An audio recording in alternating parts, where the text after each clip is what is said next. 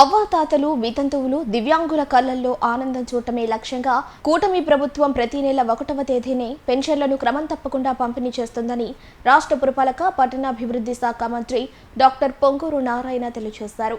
నెల్లూరు 3వ డివిజన్ జాఫర్ సాహిబ్ కాలువ కట్టుపై మంత్రి నారాయణ చేతుల మీదుగా పండగ వాతావరణంలో పెన్షన్ల పంపిణీ చేపట్టారు. 1వ తేదీ ఆదివారం రావడంతో ఒకరోజు ముందుగానే పెన్షన్లను పంపిణీ చేయడం కూటమి ప్రభుత్వ పనితీరుకు నిదర్శనమని మంత్రి తెలియజేశారు.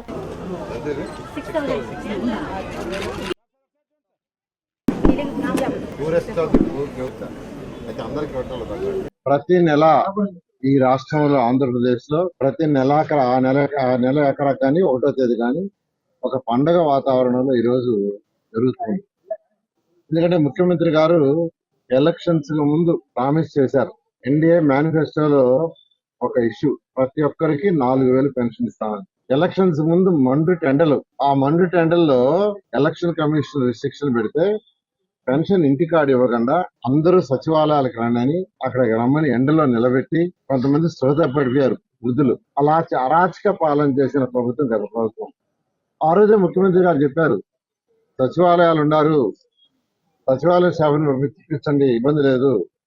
చెప్పిన ఇన్లా మా ముఖ్యమంత్రి ఆ రోజు చెప్పిన ఇన్లా గత ప్రభుత్వం మా మీద అబండాలు వేయాలని వాళ్ళని యాక్చువల్ గా సచివాలయం పిలిపించి ఆ మండు టెండలో ఆ రోజు ముఖ్యమంత్రి గారు చెప్పారు, ప్రభుత్వం రాగానే ఫస్ట్ 4,000 పెన్షన్ చేస్తాను, చేయటమే కాదు 3 నెలలు అరియర్స్ కూడా ఇస్తానన్నారు. మార్చి, ఏప్రిల్, మే అన్న ప్రకారం మొదటి నెలలో 7,000 రూపాయలు ఇచ్చారు. అంతేకాదు అధికారులకు ఇచ్చిన ఆదేశం ఏంటంటే ప్రతి నెల 1వ తేదీ మార్నింగ్ మొదలుపెట్టాలి. ఒకవేళ 1వ తేదీ ఆదివారం గానీ ఏదైనా పండుగ వస్తే ముందు రోజు ఇవ్వండి. ఈ నెల 1వ తేదీ నెక్స్ట్ మంత్ లో 1వ తేదీ ఆదివారం వచ్చింది. అందుకనే ముఖ్యమంత్రి గారు ఈ రోజు ఇవ్వమని చెప్పారు. రాష్ట్రం మొత్తం పండుగ వాతావరణంలో ఈ రోజు ఈ యొక్క పెన్షన్స్ ఉదయం 6 గంటల నుంచి అటు అధికారులు, ప్రజాప్రతినిధులు అందరూ కలిసి ఇస్తున్నారు. నిజంగా రాష్ట్రం ఖజానా ఉండి ఇవ్వటంలా ఖజానా ఖాళీ చేశాడు గత ముఖ్యమంత్రి. 10 లక్షల కోట్లు అప్పు చేసిపోయాడు. ఆ అప్పును కట్టాల్సింది ఏంటంటే వచ్చిన ప్రభుత్వం, ఎన్డీఏ ప్రభుత్వం. ఎన్డీఏ ప్రభుత్వం అంటే ఎవరు? మళ్ళా ప్రజలు కట్టే ట్యాక్సులతోనే దాన్ని తీర్చాలా, మళ్ళా పెన్షన్స్ ఇవ్వాలా, అనేక సంక్షేమ కార్యక్రమాలు చేయాలి, మళ్ళా డెవలప్మెంట్ చేయాలి. డెవలప్మెంట్ చేయకుంటే యువత భవిష్యత్తు లేదు. యువత భవిష్యత్తు అంధకారం. గత ప్రభుత్వం చేసిన అనేక అవకతవకల వల్ల ఈ రాష్ట్రంలో ఇండస్ట్రీస్ వెళ్ళిపోయినాయి. ఎక్కడ బట్టి అన్ఎంప్లాయ్మెంట్. అందుకని ఎలక్షన్స్ ముందు 20 లక్షల ఉద్యోగాలు ఇస్తామని ఆ రోజు ఎన్డీఏ ప్రభుత్వం మేనిఫెస్టోలో పెట్టారు. దానికి ఈరోజు ముఖ్యమంత్రి గారు, అదేవిధంగా యువ నాయకుడు లోకేష్ గారు కూడా అనేక దేశ విదేశాల ప్రజలతో మాట్లాడుతూ వాళ్ళని నమ్మంటున్నారు. ఇక్కడికి మీరు రండి, మీకు ఏం కావాలో ఫెసిలిటీస్ ఇస్తాం, ల్యాండ్ ఇస్తాం, వాటర్ ఇస్తాం, ఎలక్ట్రిసిటీ ఇస్తాం. ఈ రోజు ఆ విధంగా చేస్తూ అనేక ఇండస్ట్రీస్ యాక్చువల్ గా ఈ రోజు ఈ రాష్ట్రానికి తీసుకురావడం జరిగింది. అయితే అవన్నీ ఎస్టాబ్లిష్ కావడానికి ఒక 2 years to 3 years పడుతుంది.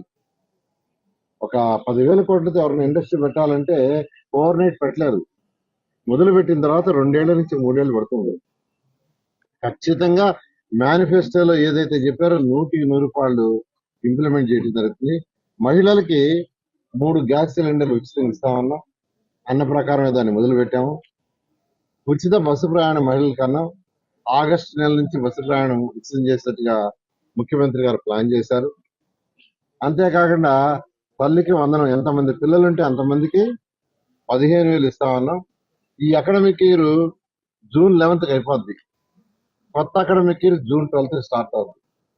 సో ముఖ్యమంత్రి గారు June 12వ తేదీ లోపల అందరికి ఇవ్వాలని ఆదేశించారు. ఖచ్చితంగా తల్లికి వందనం ఏదైతే మేనిఫెస్టోలో పెట్టామో ఈ June 12వ ఇవ్వబోతున్నారు.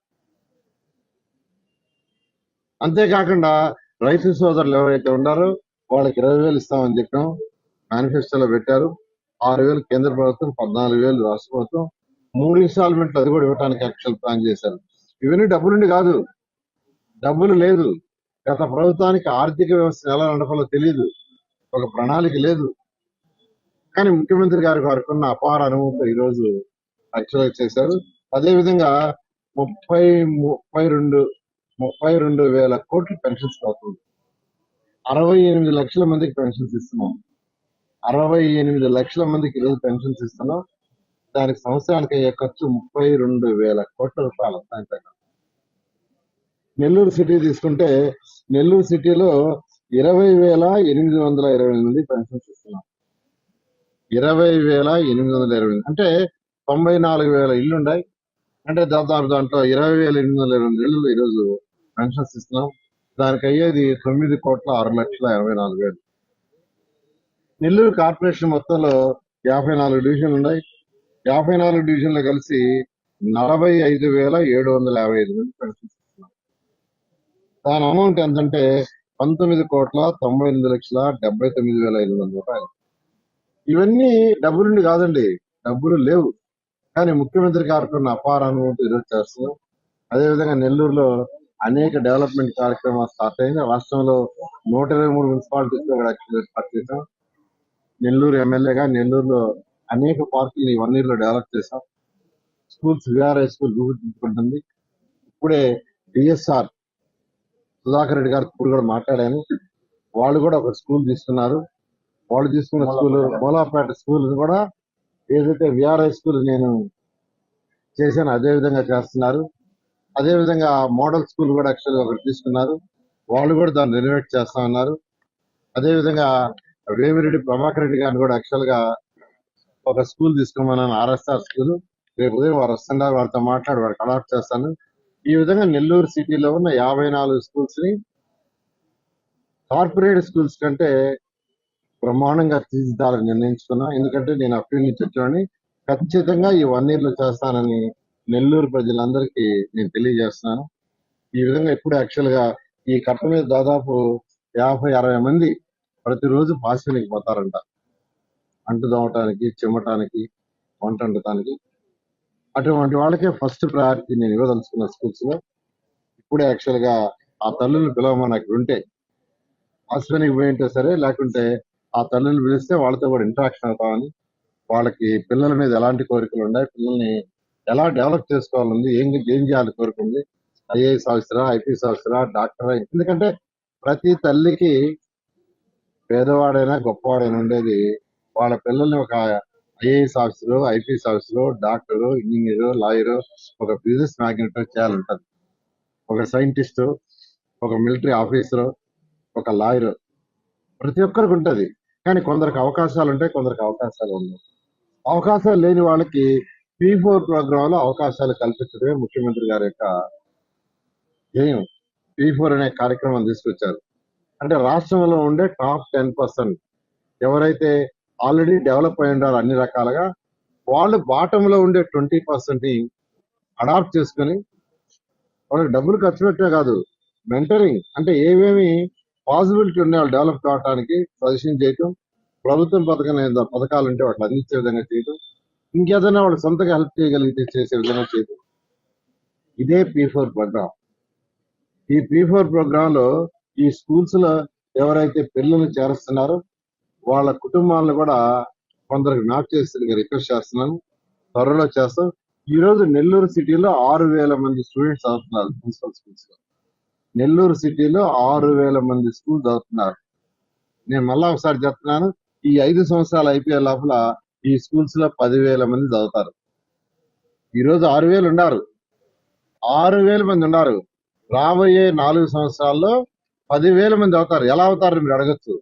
క్వాలిటీ ఆఫ్ ఎడ్యుకేషన్ ఇస్తే వాళ్ళే వస్తారు. నేను చేయలేదు అక్కడ క్వాలిటీ ఆఫ్ ఎడ్యుకేషన్ 54 స్కూల్స్ ఇవ్వబోతున్నా. ఈరోజు నారాయణ అండ్ అదర్ ఇన్స్టిట్యూషన్స్ అలానే వాటికంటే బెటర్ క్వాలిటీ ఇవ్వబోతున్నా. 2014-19లో చేశాను. రాష్ట్రంలో 2,000 మున్సిపల్ స్కూల్స్ లో చేశాను. ఈ యొక్క మంత్రివర్యులైనటువంటి లోకేష్ గారితో నేను డిస్కస్ చేయమన్నారు. చేస్తే దాని మీద యాక్చువల్ గా వారు కూడా సలహాలు ఇస్తున్నారు. వాడు సలహాలు కూడా తీసుకొని ఈ నెల్లూరులో ఉన్న 54 స్కూల్స్ ని మంచి స్కూల్స్ గా, one of the best schools గా చేస్తానని మీ అందరికీ తెలియదు.